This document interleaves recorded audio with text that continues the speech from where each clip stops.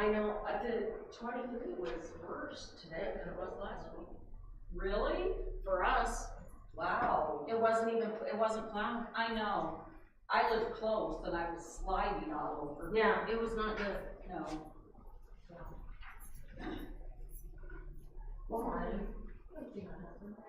Yes, last I saw, he was sneaking in the middle. Also, I think I didn't follow.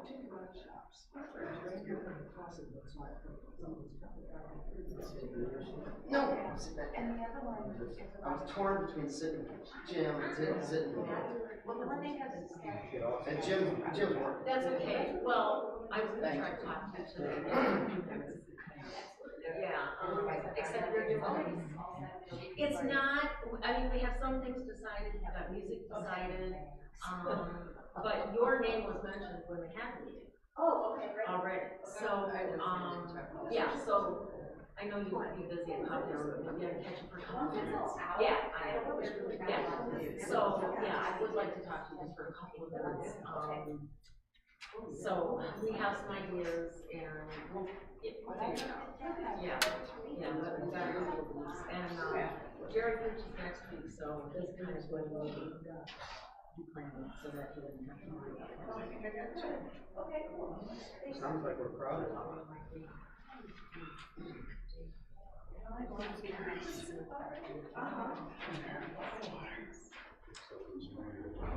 I know it's all for today. They might be online. That's what happened.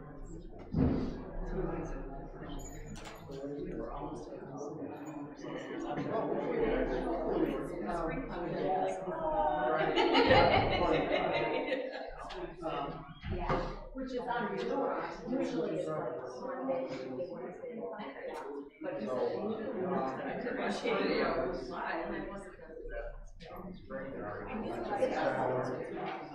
yeah, right now.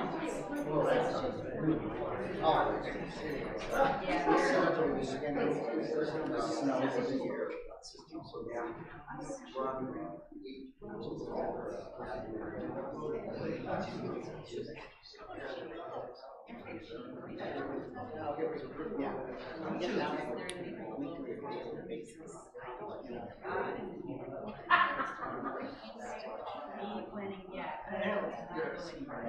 I'm trying to get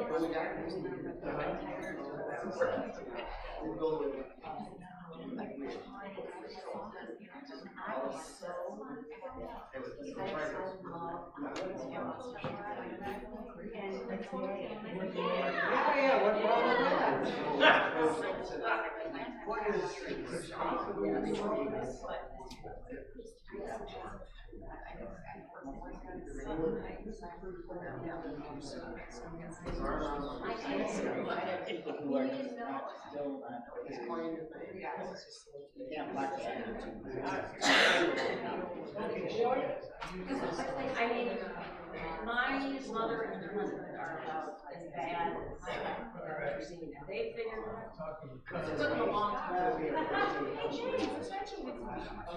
How many?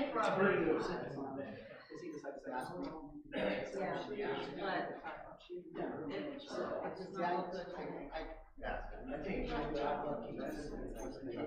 emotional patience, perseverance. Well, and then my mom would say, like, and she'd say, I can get it. I'm like, Mom, just swirl, look further. No, I don't know how to do that. And then, she just got when did she get that stuff, 6 months ago? And she said, this phone was at the right, and she said,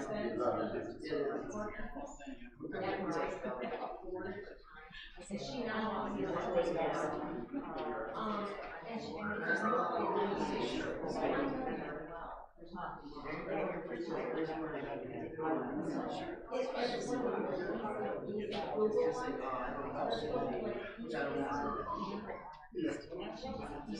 just so I'll call her and say that Not this. Are you calling Jan? My fingers. Is it on? Oh, it is. If we have too many windows. Is it supposed to blow or? Yeah. No, it's an old radiator. Oh, yeah. But the windows get cold. Yeah. Please put your phones on silent. I'm doing mine now, and I will try to remind you after the service to turn it back on. Okay. Just.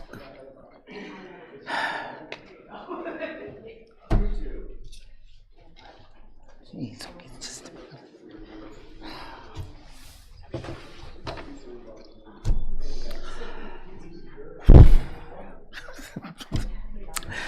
Good morning.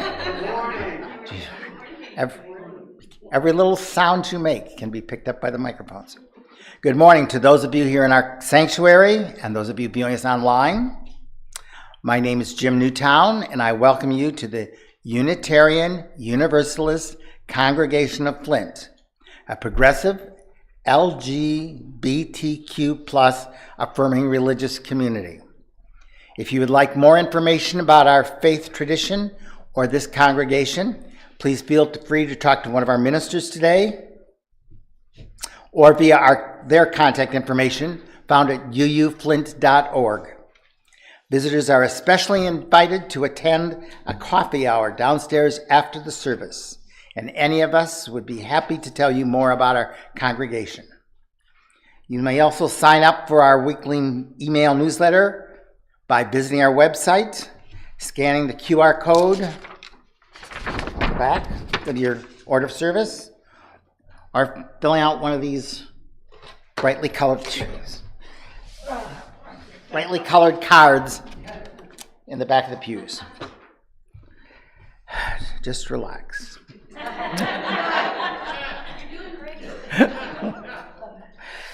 Please see the back of the order of service for updates and detailed announcements, but here's a few just to keep you whatever.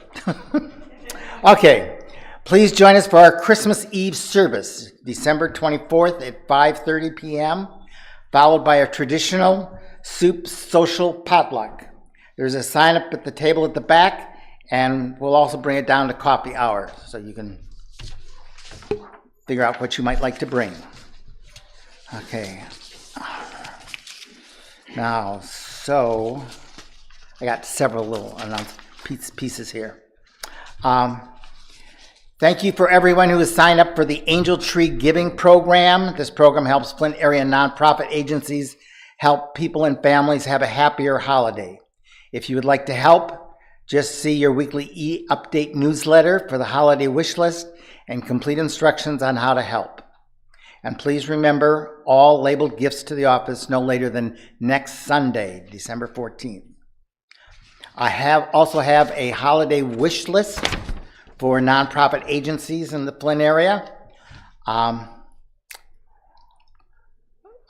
For all groups are accepting gift cards and $10 to $25 amount from Myers, Walmart, Amazon, Target, or Kroger's. More information at the website. Donate gift cards by leaving them in the office and to the attention of Raina Bick on the envelope. There's also a list of specific needs. I'm not going to go through all of them, but the list includes Genesee County Free Medical Clinic, Motherly Intercession, Shelter of Flint, Wellness Services of Flint, and YMCA Shelter of Flint. YWCA. Sure, yes. YWCA Shelter of Flint, thank you.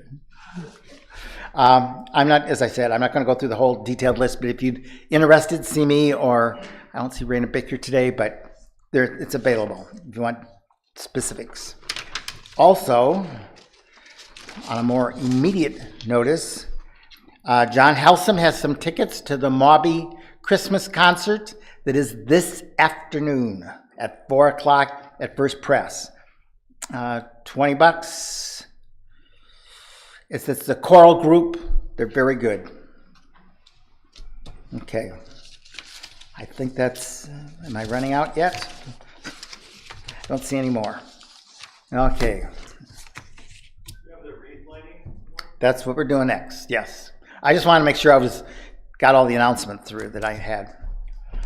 Okay, as Unitarian Universalists, it's our tradition and honor to reconsider and reimagine the important rituals of our ancestors. This year, we're lighting a candle in our Advent wreath for the 4 Sundays leading up to Christmas. Last week, we lit the first candle of hope. Today, we had to add a candle for peace. May we all believe that peace is possible and that we are each responsible for making it happen. Thank you. Please join me in reciting of our covenant.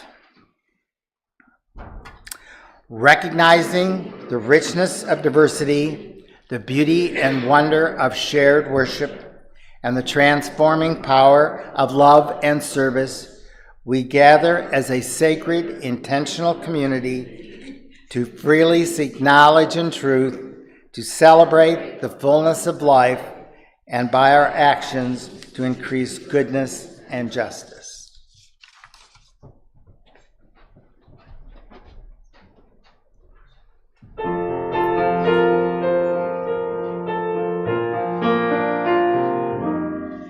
Fragile decor, busy kitchen, shining trees all around. In the air there's a feeling of Christmas. Children screaming, owners crying, chasing cats as they bound. And under every low table you'll hear collar bells.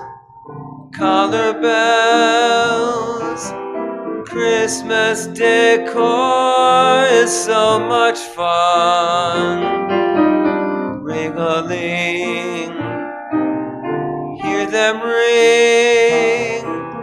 Soon cats will knock it all down. Strings of bright lights, very fun lights, drag across the big floor as my owners keep me from their treasures. Well, they try. Hear the bulb break, tangles I make. This is your cat's big score. And above all the bustle you hear collar bells. Christmas decor is so much fun. Ring-a-ling, hear them ring. Soon cats will knock it all down. You know they will knock it all down.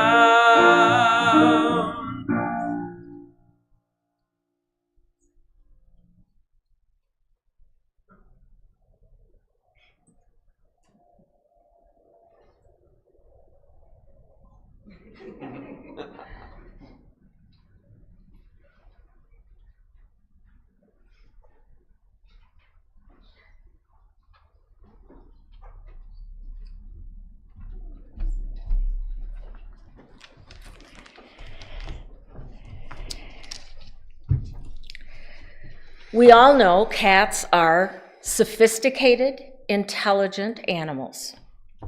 Their names should reflect that. Here are a few names bestowed on cats through history.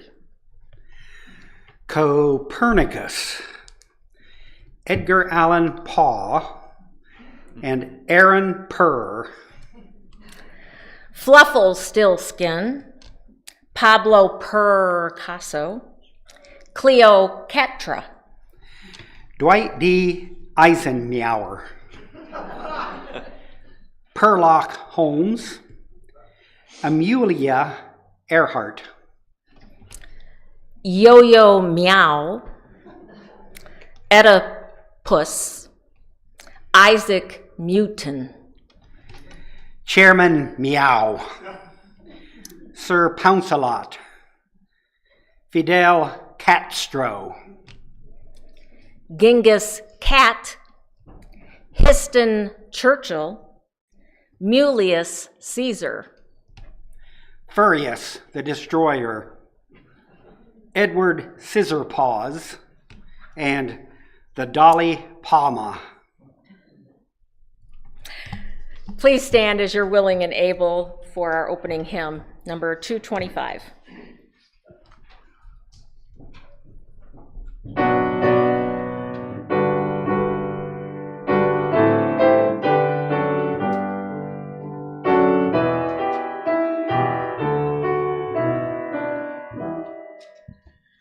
O come, Emmanuel, and with your captive children dwell. Give comfort to all exiles here, and deeply aching heart bid cheer. Rejoice, rejoice, Emmanuel shall come within as love to dwell. O come, you splendor very bright, as joy that never yields to might.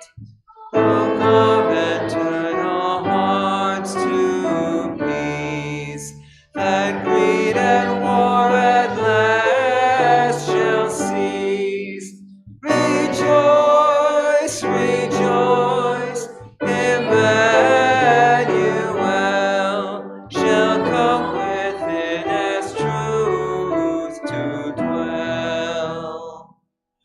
O come, you day spring, come and cheer our spirits by your presence here, and dawn in every broken soul as vision that can see the whole.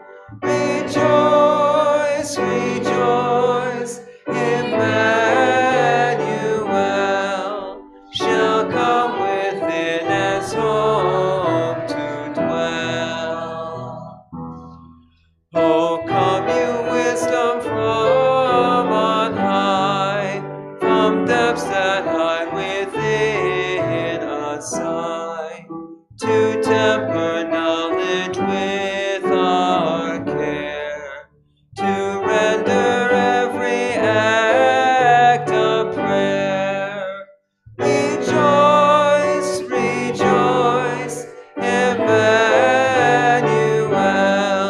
shall come and as hope to dwell.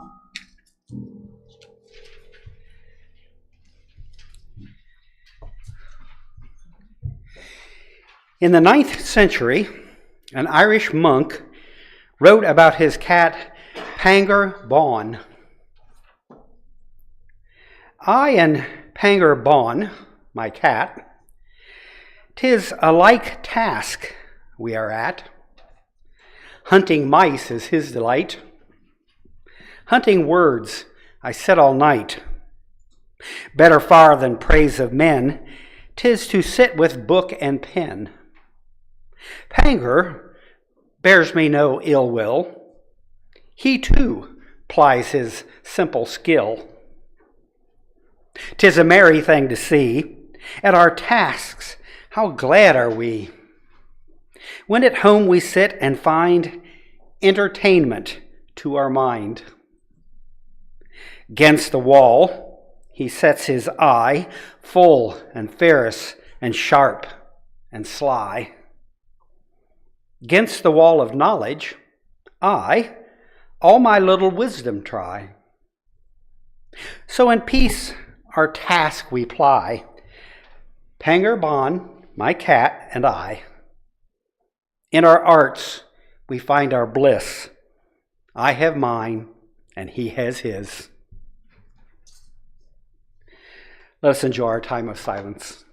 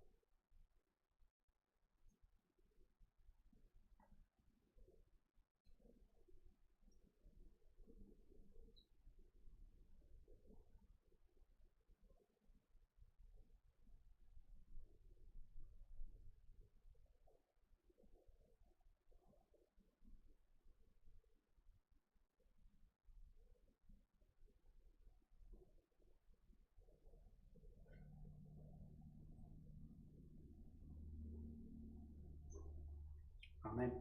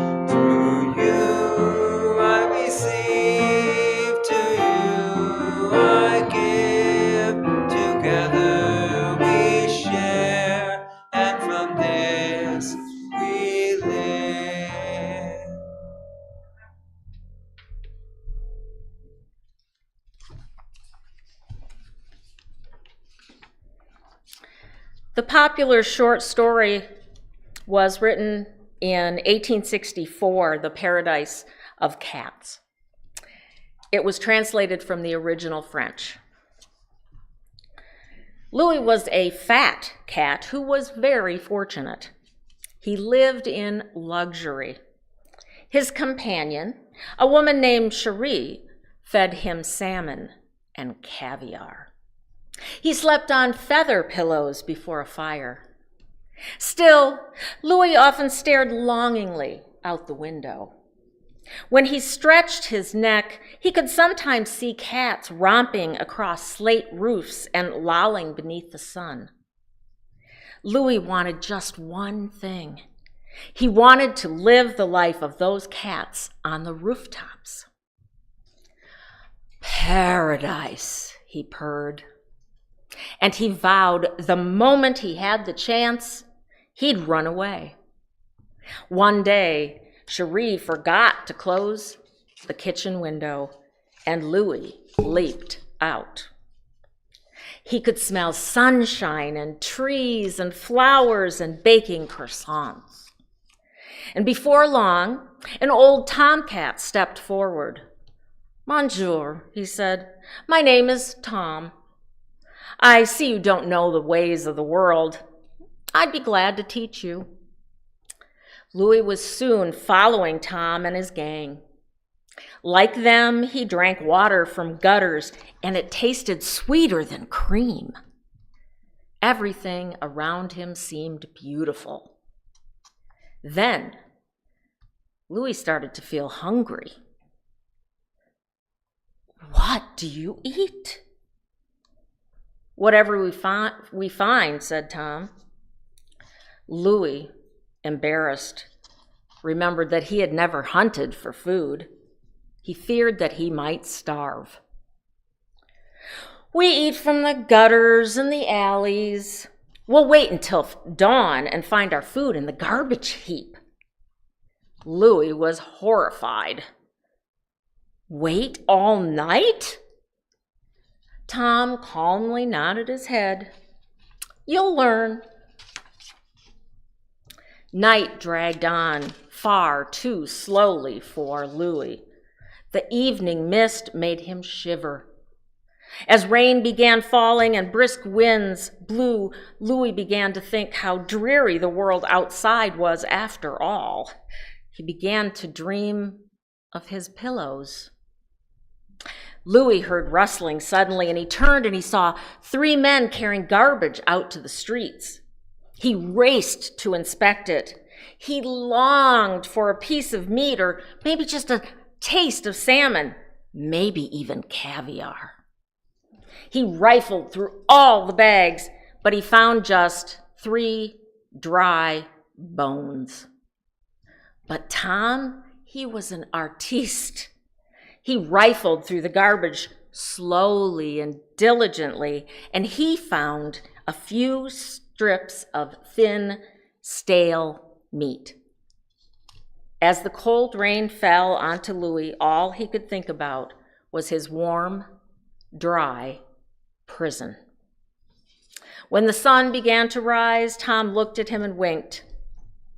"You've had enough of life out here, haven't you?" "I have," Louis said.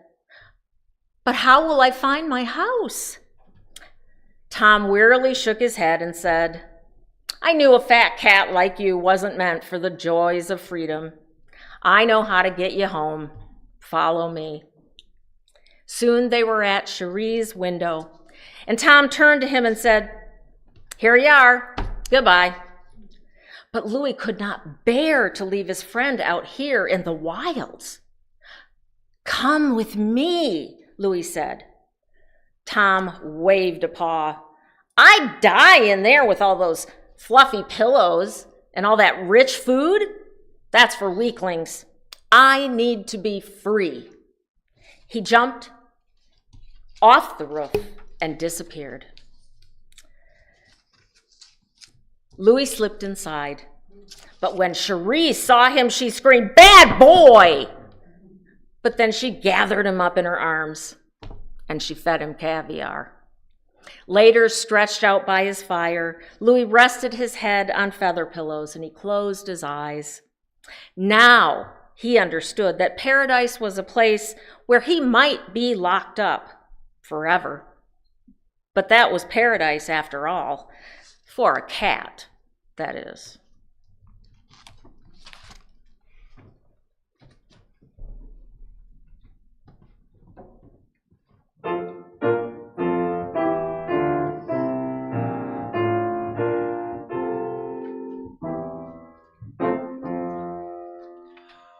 O come, all ye furful, hungry and well rested. O come ye, O come to the master bedroom.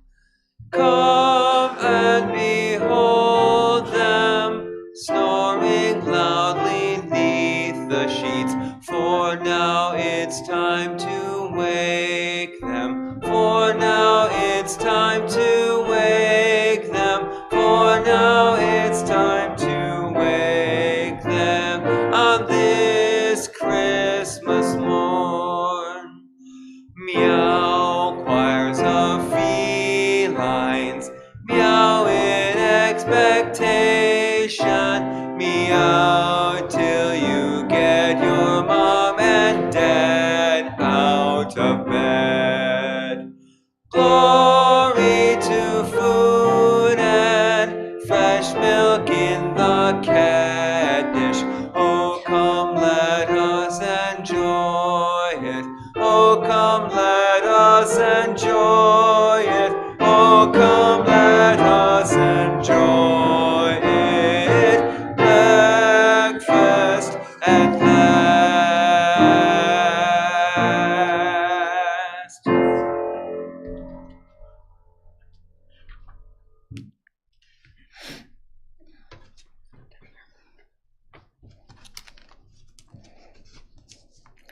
So many churches across the world present 9 lessons and carols in their holiday celebrations. That original service was conceived in England in 1880 to offer a spiritual alternative to people spending Christmas Eve in the pubs. The readings used Bible verses to retell the story of the creation of humans to the coming of the Messiah. Our lessons in 9 Lives is obviously modified a tad for the discerning animal lover. Lesson 1. Ye embody gods and goddesses. It is thought that the first significant cat and human interactions began in the Fertile Crescent around 9,500 years ago. Archaeological evidence points to African wildcats being drawn to the agricultural stores to keep the rodent population down. This was obviously mutually beneficial for both the humans and the cats, but not for the unfortunate rats. It was not until about 4000 BC that we have historical evidence that cats were domesticated and even revered in Egypt. They were linked to goddesses like Bastet. There's a replica right there, and there's a little one right here. Many homes would have similar statues. Real cats and statues guarded Egyptian temples, and anyone who hurt or even killed a live feline could be severely punished, sometimes by death. Being worshipped, so cats even had the honor of mummification. Now you might imagine there must have been a whole lot of 4-legged gods and goddesses running all around Egypt.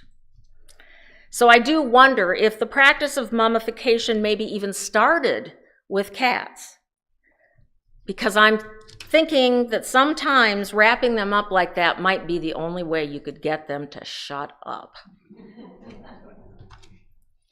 Seriously though, while Egyptians worshipped cats First, humans have continued to do so for thousands of years. And don't they act like it? Does any other animal strut around with its tail in the air and its booty for everybody to see? They are kings and queens of the castle, at least in their own minds, and we might learn from that. Allow no other to shame you or make you feel less than. Put your tail in the air and walk around like you don't care. Lesson 2. The earth and ye are blessed. There are numerous theories about where the folklore about cats having 9 lives originated. Many, though, attribute its propagation to Shakespeare, who referenced it in Romeo and Juliet in 1597. You might remember the line, Mercutio says, "Good king of cats, nothing but one of your 9 lives." However, it has perpetuated. Virtually everyone knows the expression, I think. So when you have a great pet, why wouldn't you want it to have 9 lives? In fact, you may have heard that recently Tom Brady revealed that his dog Junie is a clone of his beloved dog that he lost in December of 23. We will do a lot for our cats. I remember once thinking people went way too far to keep them alive at times. Who on earth would give a cat 2 insulin shots a day? Turns out I would. And I did it for 2 years until it just wouldn't work anymore. He had diabetes, of course. So I was fortunate that I had set such an example for my family when I was diagnosed with diabetes. They didn't put me down. And just last week, our 11-year-old cat was diagnosed with hyperthyroidism. How does that happen? And sure enough, we're going to give him meds twice a day. So here we go again. But that bond is so strong, at least for me, and we don't want to break it. But if you want to get scientific, our physical health is improved by cats as well. Cat owners, and I want you to listen to this, are 30% less likely to die from a heart attack or a stroke. So when Yusha sits on your lap while you're writing a sermon, you better thank her. And their purr, get this, the frequency of the purr actually helps heal wounds, muscles, and bones. And if you grew up with cats, you have a healthier immune system. And of course, as we all know, I don't have to tell you, they're excellent for our mental and emotional health. So when we count our blessings include a cat, and if it's not yours, perhaps someone who has one that you love, because you can bet that their life has been improved. Lesson 3, the best pet is coming. So today's topic was inspired by the book, The Cat Who Came for Christmas by Cleveland Amory. How many people have read that book or read? Okay, all right. Amory was already a well-known author and journalist, but he was also the founder of the nonprofit Fund for Animals. But his life changed most significantly on Christmas Eve in 1977. In the early evening, a volunteer from his organization rang his doorbell at his small New York apartment. Sergeant Dwork, who was named by Amory due to her lifetime of soldiering in the Army of the Kind, was looking for his assistant, Marion. Marion was an expert animal wrangler. But Marion had already gone home, and Sergeant was expressing her need for someone fast. So Sergeant Dwork sighed and said, "Well, I need someone with long arms. Get your coat." It was a cold but beautiful winter day in New York with a white blanket of snow covering the usually dirty city streets. And Amory had been enjoying looking at it through the window. He had no intention of venturing out. Yet, within minutes, he was soon fighting the cold and snow to rescue a stray cat that the sergeant had been trying to catch for a month. The cat had been hiding out in the basement of an apartment building, but the superintendent had been told to get rid of it before Christmas. The sergeant had seen the superintendent throw something at it that very morning and actually hit it, and it looked like it was hurt. It was now cowering in a corner in an alley just beyond her reach behind a locked gate.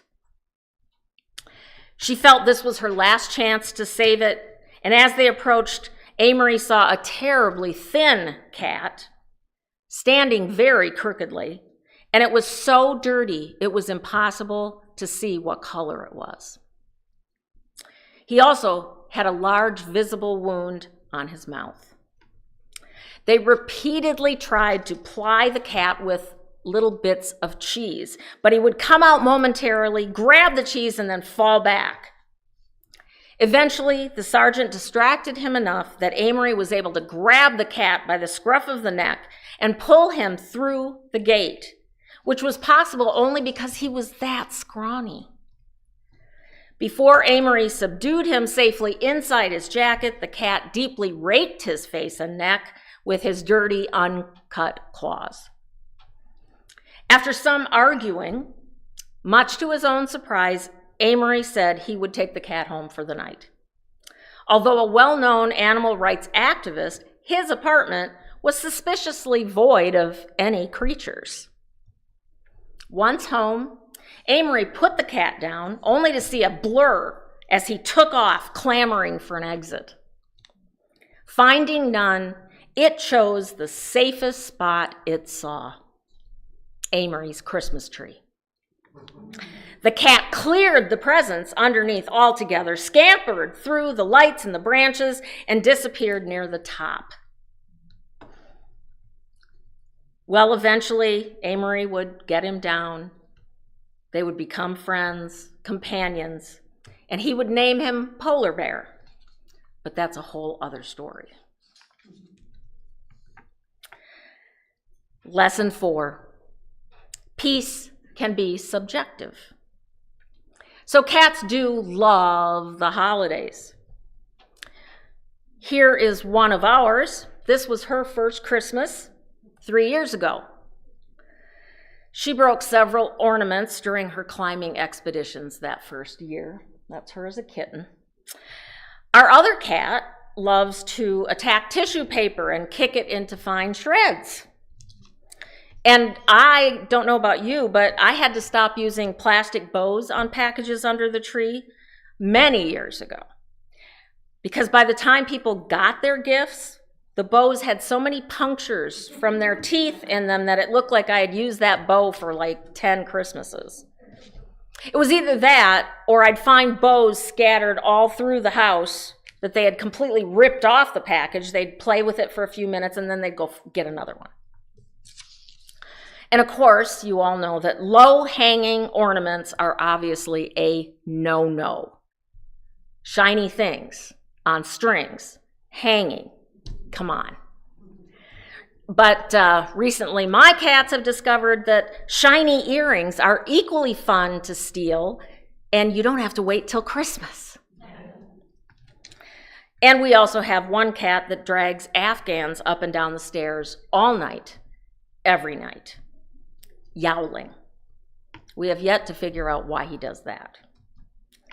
It takes more effort for us to cat-proof our house than it did when we had a child. So I wonder now if you dog owners are feeling smug. Well, I want to remind you that we have a dog as well. We have a standard poodle, and it's true he probably doesn't have quite as many irritating habits. But on Christmas, let me remind you, he can't even unwrap his own presents. My cats, on the other hand, learned to unwrap their catnip toys, albeit before Christmas, years ago, within seconds. So sure, if you like everything just so, and you worry about your antique Christmas ornaments, maybe a kitten for Christmas is not for you. But you'd also miss out on the peaceful warmth of a kitty on your lap on a cold winter's day while you sip coffee and read a book. But peace, of course, can be subjective in the world and in your house. Lesson 5, I am thy servant.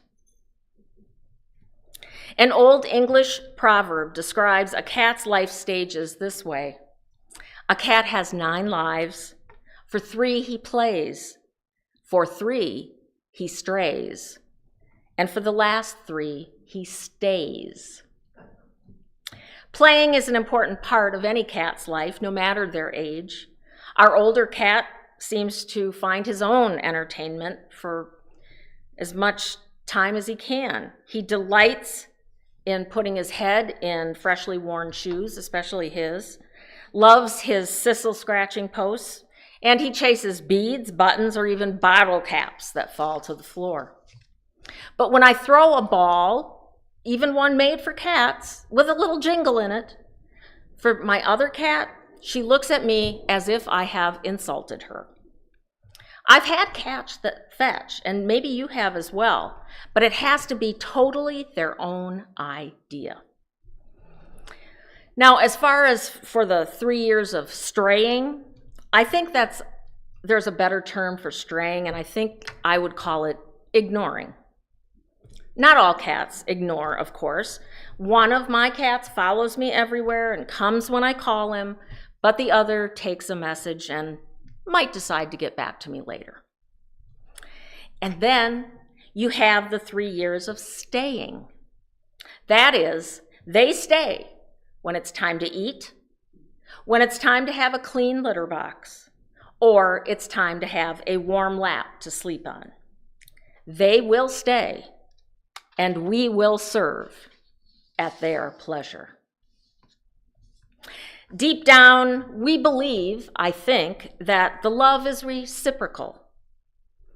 But I happen to notice in my research that a lot of internet articles ask, how do I know my cat loves me? People worry. I think we need to look at it like we do, at least us here, I think, that on volunteering or giving money to charity. We do it on faith.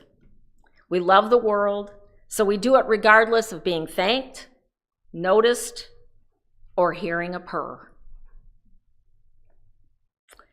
Lesson 6, love thy neighbor.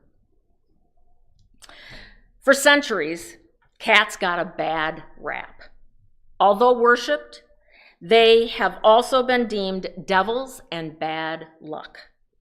Superstitions about cats are plentiful, and some even involve their demise. Burying live cats in a field was thought to bring a good crop. Walling up live cats in a house was believed to provide stability. Many cats were burned in some religious rites in churches. And the hysteria over cats got so bad that a pope in 1233 ordered every cat to be killed because they were linked to Satan. But if you love them, like Cleveland Amory did, you get so used to having a cat that you don't even want to be without it for a minute. So Amory often traveled for work, and it was not long after he had acquired Polar Bear that he had to go to California from New York. By the way, the cat was white. He discovered that after a very difficult but necessary first bath. So Amory decided, I'm going to take Polar Bear with me to Hollywood. Numerous friends, acquaintances, and even several books that Amory got from the library said that this was not a good idea. But we all know that our cats are not like other cats. Besides making excuses for his cat's poor behavior on the plane, Amory learned that not all his visitors to his hotel room in the Beverly Hills Hotel appreciated the white hair accessory they accumulated on their dark clothes. In fact, Amory was puzzled at how many people just didn't like cats at all. So he decided he should have his meetings in the famous Polo Lounge in the hotel. Many famous people went there. Amory assumed that since they were there all the time, paparazzi and autograph seekers would not be a problem.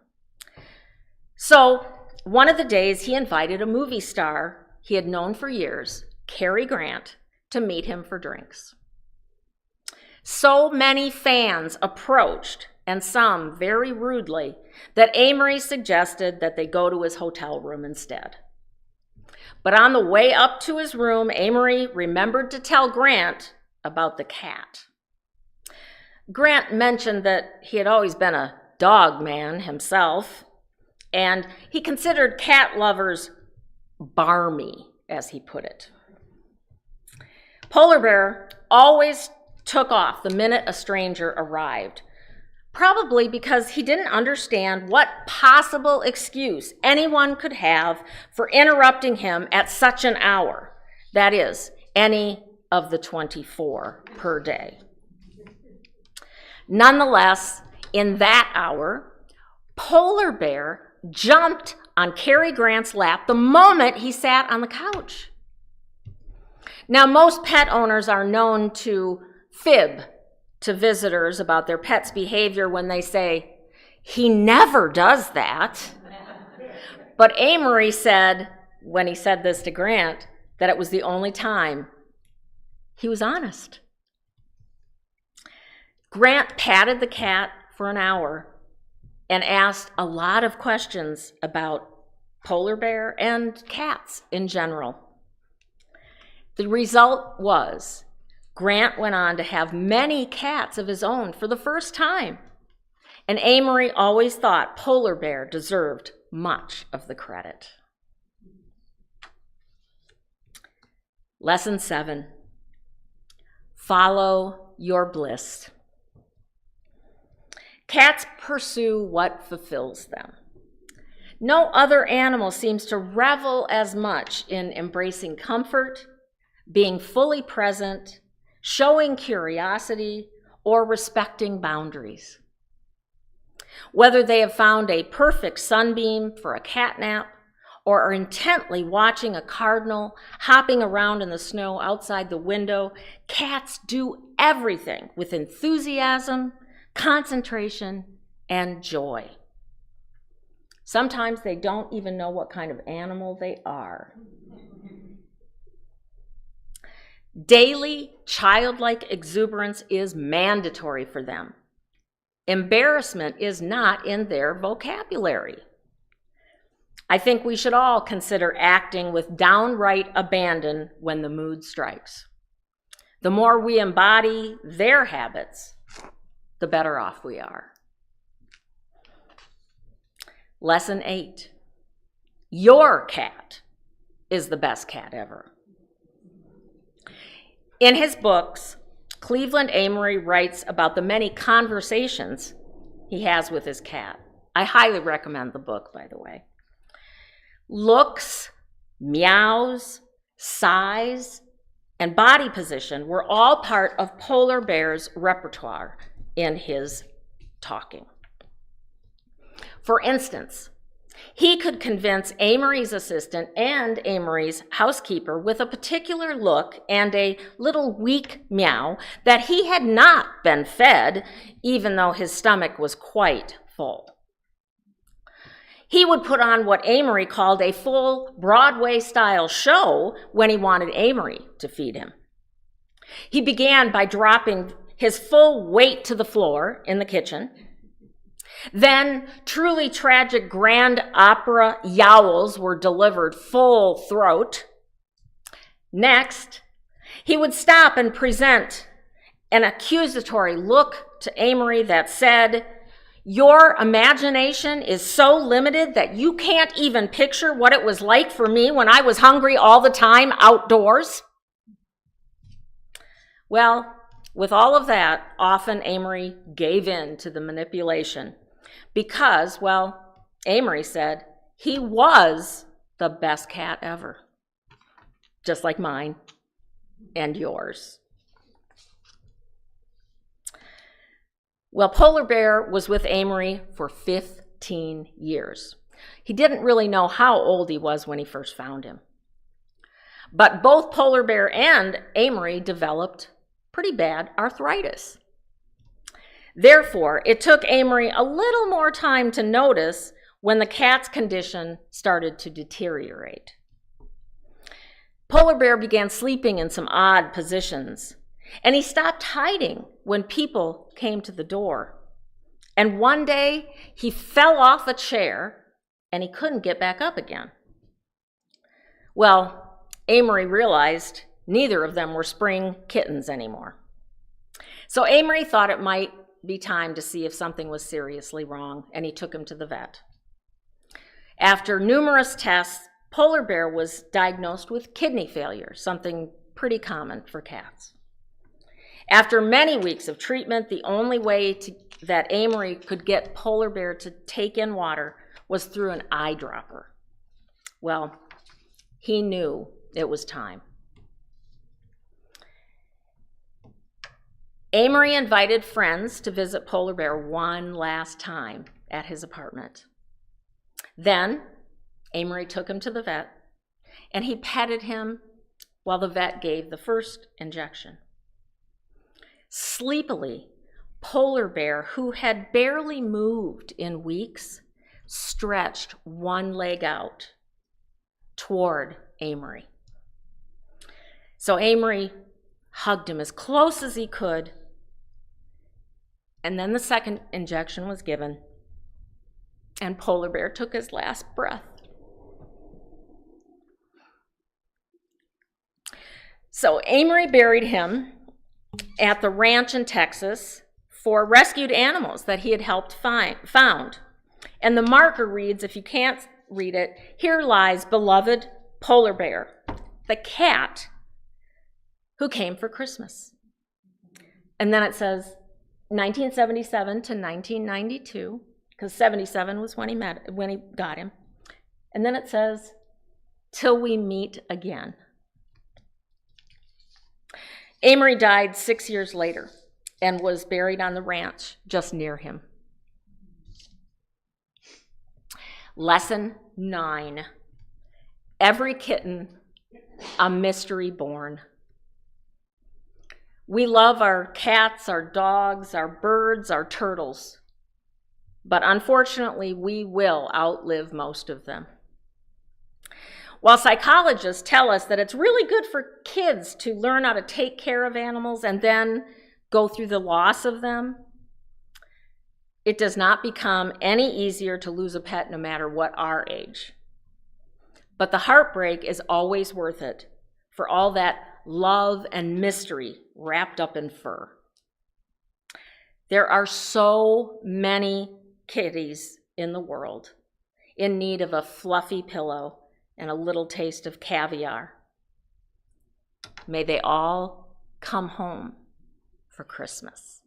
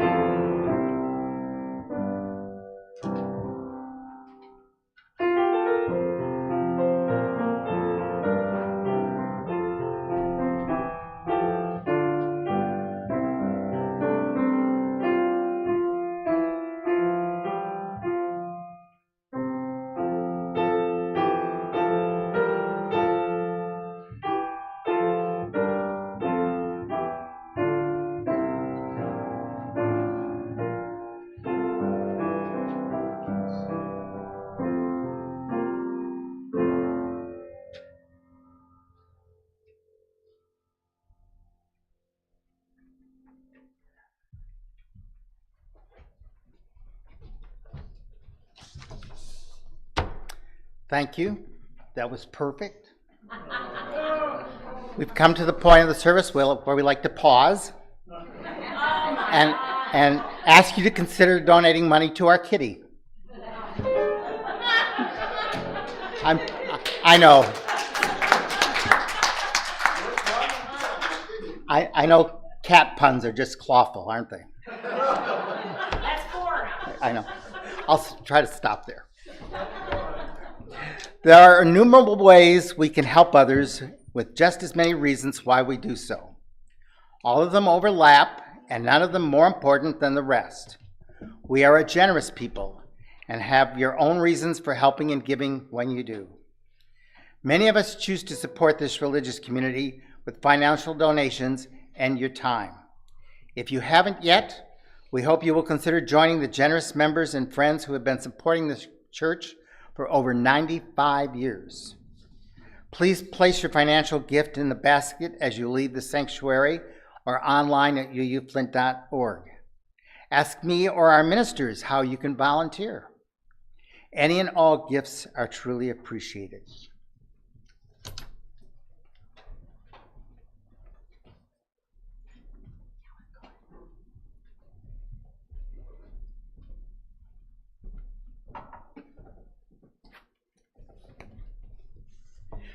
Charles Dickens claimed he had a cat, and when he stayed up way too late writing, the cat would bat at the candle flame with its paw and put it out. When he relighted the candle to write just one more paragraph, the cat would put it out again. Our closing words are from the Unitarian and famous author Charles Dickens, who wrote, "What greater gift is there than the love of a cat?" Let us extinguish our chalice. We extinguish this flame, but not the light of truth, the warmth of community, and the fire of commitment. These we carry in our hearts until we are together again.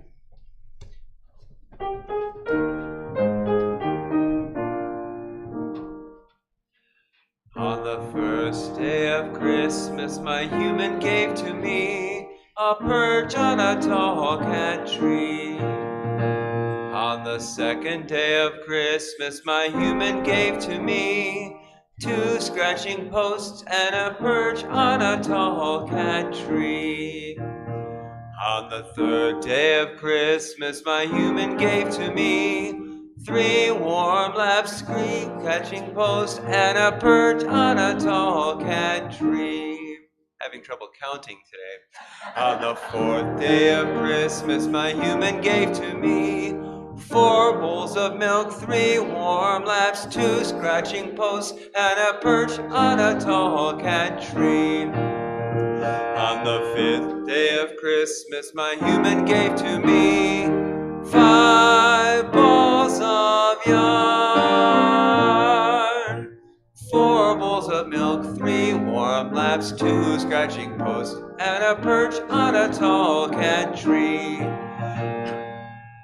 On the 6th day of Christmas, my human gave to me 6 kitty condos, 5 balls of yarn, 4 bowls of milk, 3 warm laps, 2 scratching posts, and a perch on a tall cat tree. On the 7th day of Christmas, my human gave to me 7 bags of cat treats, 6 kitty condos, 5 balls of yarn, 4 bowls of milk, 3 warm laps, 2 scratching posts, and a perch on a tall cat tree. On the 8th day of Christmas, my human gave to me 8 cans of tuna, 7 cans of back treats, 6 kitty condos, 5 balls of yarn, 4 bowls of milk, 3 warm laps, 2 scratching posts, and a perch on a tall cat tree. On the 9th day of Christmas, my human gave to me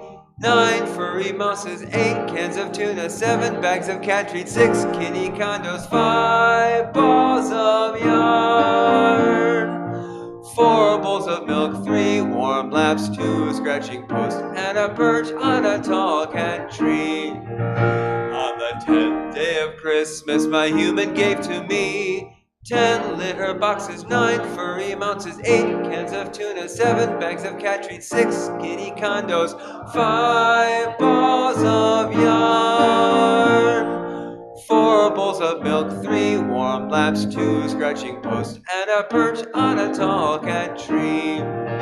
On the 11th day of Christmas, my human gave to me 11 piles of laundry, 10 litter boxes, 9 furry mouses, 8 cans of tuna, 7 bags of cat treats, 6 kitty condos, 5 balls of yarn, 4 bowls of milk, 3 warm laps, 2 scratching posts, and a perch on a tall cat tree.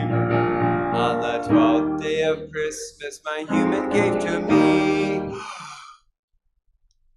12 pounds of laundry, 11 pounds of laundry, 10 litter boxes, 9 furry mouses, 8 cans of tuna, 7 bags of cat treats, 6 kitty condos, 5 balls of yarn, 4 bowls of milk, 3 warm laps, 2 scratching posts, and a perch on a tall cat tree.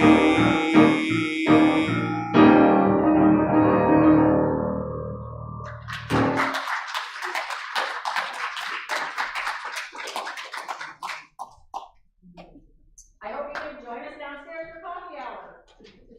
Feel free to